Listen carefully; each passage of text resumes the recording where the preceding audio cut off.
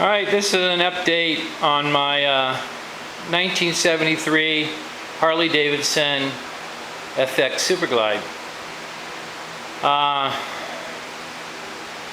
I'm in the process of wiring it, and this thing was, the wires were there. The original wiring harness was gone, and somebody just wired it for just basically to get points, get the ignition to it, and it looks like the tail light. So I'm in the process of wiring it, and I'll go into that in a minute. I also tried to clean the engine up a little bit. I started with this grease lightning easy off stuff, and that worked pretty good. I also tried this gunk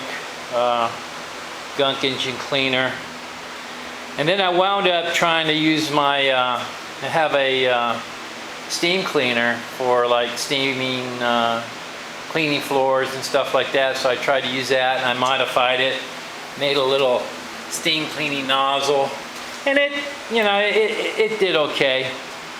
But really what I want to show you is the wiring part of it. I don't know how far I'm going to go clean it. I mean, the engine looks pretty good right now.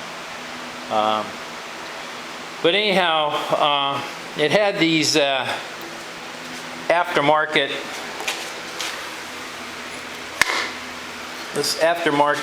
type stuff on it. It's all chrome plated and stuff. And off my 1972 FLH, the parts keep giving, and so I got the correct. This is polished aluminum. I polished it up.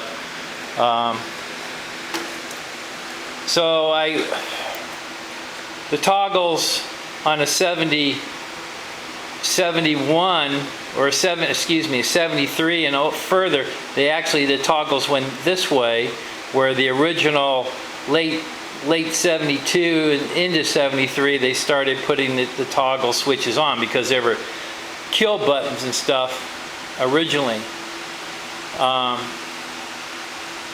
So that's what I've done here. I also found these little decals. I don't know if they're the right color, but so now the horn button is correct. This would have been for the turning indicators, but according to the manual that I have, the 73 Superglide manual, this would be just blanked out. That would be basically for your left-hand turning indicator. Same thing over here. This is the that should be engine start. This is the start button. That decal is wrong.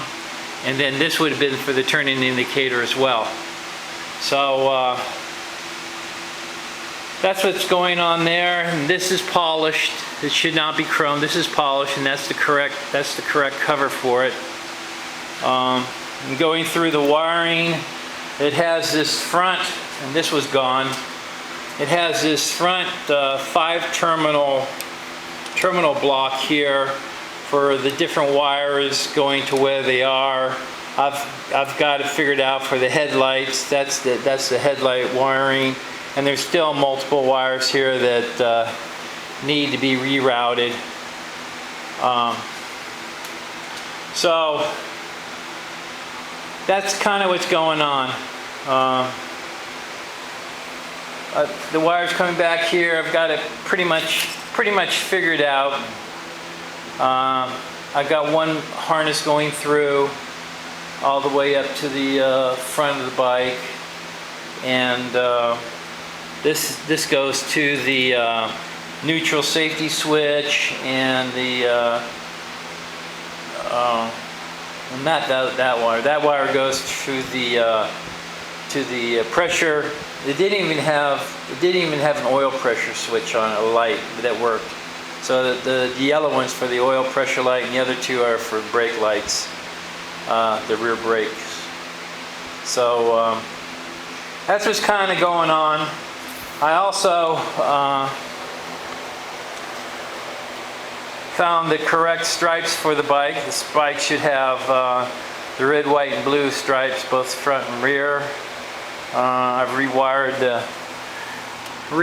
the back of it with the correct terminals on it. Those are actually wires off the 72 bike, which are the correct terminals and everything for it.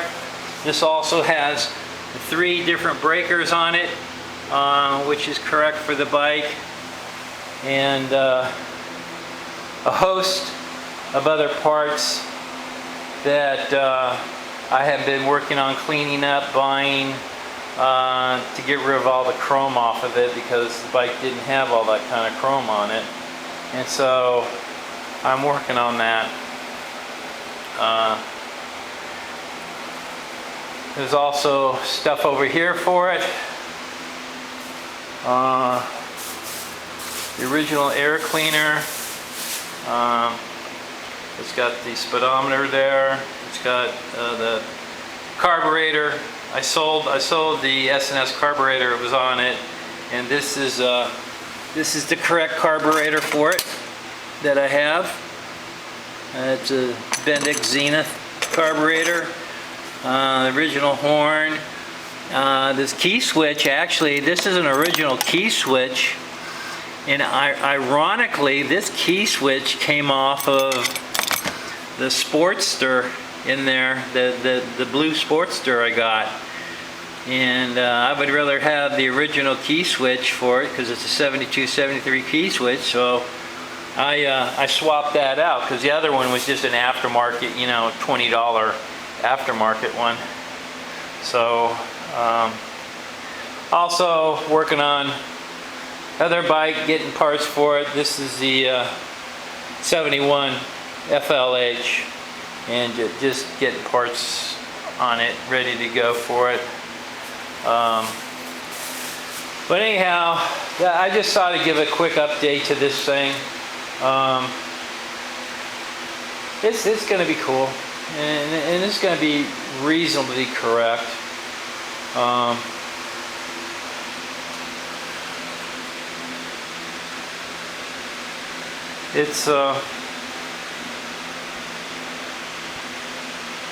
It's still pretty dirty. It's still working on getting it clean and stuff, but I've been focusing, as I said, on the electrical wiring. I want to get it wired back and make sure it's got spark, and I'd like to hear it run.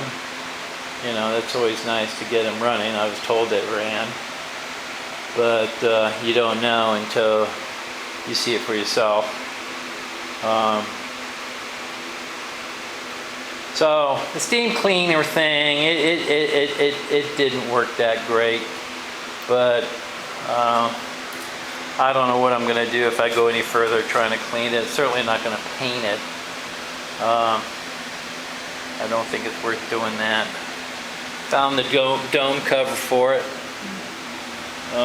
It's chrome because that primary case should be just polished aluminum, but I'm not going there. I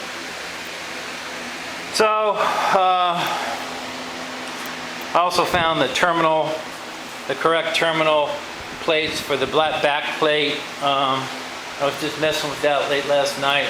You can see here, there's a terminal block here for all the wires. That's now correct, and so I can finish wiring that, getting all those wires where they need to go. Probably need to put the rear fender on it so I can start wiring it to the circuit breakers. But I just wanted to give you an update where we are with it. These are actually Sportster handlebars from a different bike.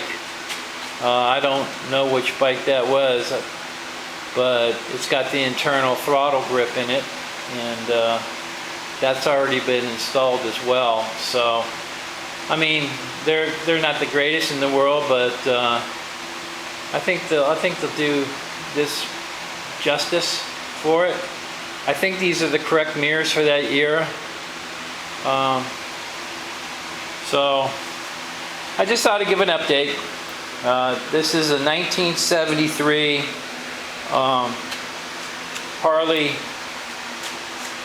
Super Glide that I'm bringing back, trying to bring it back to as original as I can, just so that it's more correct. So, with that being said, I'm going to sign off. I might make another video. This is part 2. Definitely will make another video of the wiring probably being finished. And then we can go in to start assembling some of the parts back, get the rear fender on it and stuff like that. So until then, thanks for watching. Bye.